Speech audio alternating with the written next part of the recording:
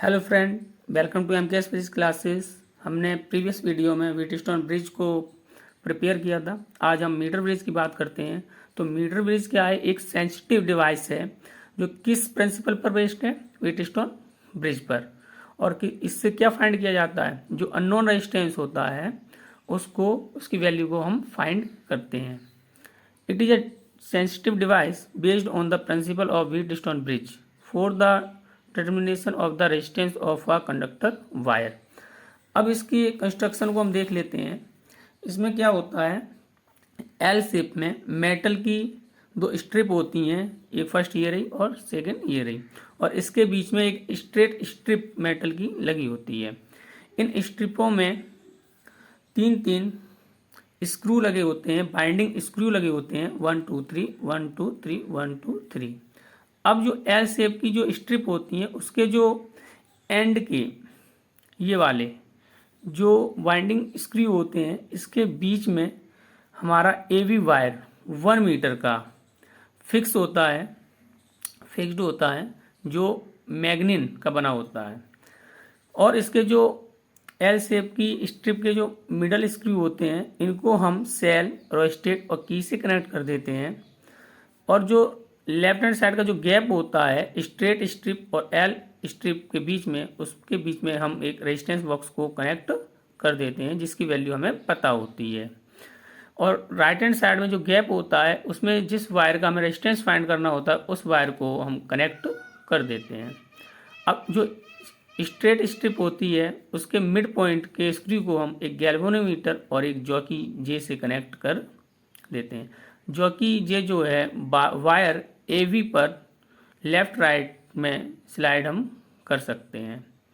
फिर इसमें क्या होता है, जब हम सेल से सर्किट में करंट को फ्लो करते हैं तो क्या होता है, इस गैल्वेनोमीटर में जो जॉकी जे लगी हुई है, तो सबसे पहले तुम तो क्या करते हैं, देखो यहाँ से एक रेजिस्टेंस फाइंड करेंगे, रेजिस्टेंस निकालेंगे रेजिस्टेंस बॉक्स से जो हमें पता होगा।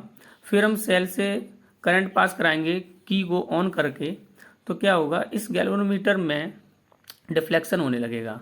तो इस गैल्वेनोमीटर में जो जॉकी लगी हुई है उसको हम वायर पर स्लाइड कराएंगे, और जब तक लेफ्ट राइट स्लाइड कराएंगे जब तक कि वो जीरो डिफ्लेक्शन की कंडीशन में नहीं आ जाता है। जैसे ही गैल्वेनोमीटर जीरो डिफ्लेक्शन की कंडीशन में आता है तो वायर 2 पार्टों में डिवाइड हो जाता है हमारा। जैसे अगर बी पॉइंट पर जो डिफ्लेक्शन है वो कितना है गैल्वेनोमीटर में, 0 है, तो ये 2 पार्ट में डिवाइड हो गया, एक तो ए बी और एक बी सी। तो इसकी जो लेंथ है एल है और ये पूरी लेंथ जो 1 मीटर है और इसको हम बोल सकते हैं 100 सेंटीमीटर। तो ये पार्ट आपका हो जाएगा 100 माइनस एल। कितना हो जाएगा? 100 माइनस एल। अब हम क्या करते हैं, इस पार्ट का रेजिस्टेंस और इस पार्ट का रेजिस्टेंस हम फाइंड कर लेते हैं, और प्रिंसिपल ऑफ व्हीटस्टोन ब्रिज से इसका रेशियो और इसका रेशियो इक्वल कर देंगे, जिससे कि हमें एस फाइंड हो जाएगा। फ्रेंड, वीडियो को पॉज कर करके आप इसको नोट कर सकते हैं।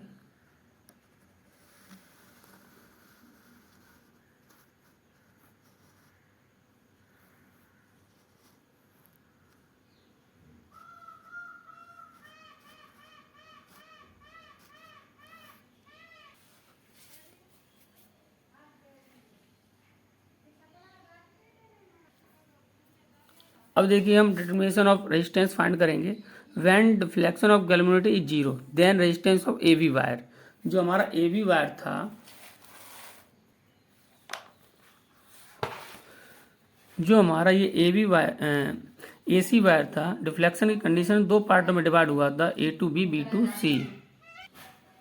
तो एवी की लेंथ एल और बीसी की लेंथ कितनी होती है? 100 माइनस एल। अब हमें इनका रेजिस्टेंस फाइंड करना है। इस पार्ट का रेजिस्टेंस कितना है? पी। इस पार्ट का रेजिस्टेंस कितना है? क्यू। तो आपने पढ़ा होगा rho is equal to R A upon L. तो आर इजकल टू क्या होगा? Rho L upon A. अब इसमें देखिए R is a resistance, rho is a resistivity, L length, A area. तो ये दोनों जो हैं कंप्लीट वायर के लिए सेम है। इसका जो क्रॉस सेक्शन एरिया है वो ए है और रेजिस्टिविटी है वो रो है। अगर हम पी की बात करते हैं तो पी इजकल टू हमारा कितना हो जाएगा?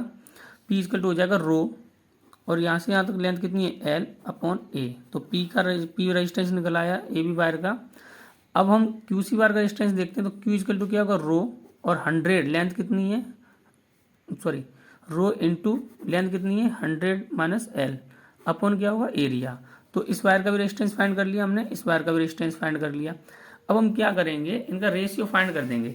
इस इधर इस गैप में क्या लगा था हमारा आर और इस गैप में क्या लगा था हमारा एस। तो वाई व्हीटस्टोन ब्रिज तो क्या हो जाएगा हमारा R upon S equal to P upon Q. तो देख लेते हैं यहाँ पे,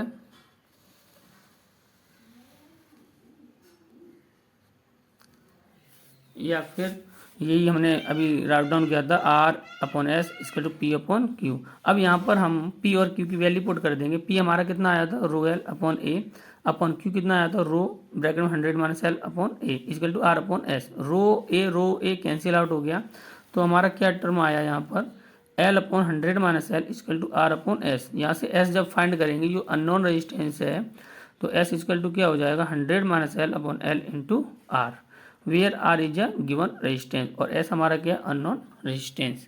थैंक यू फ्रेंड।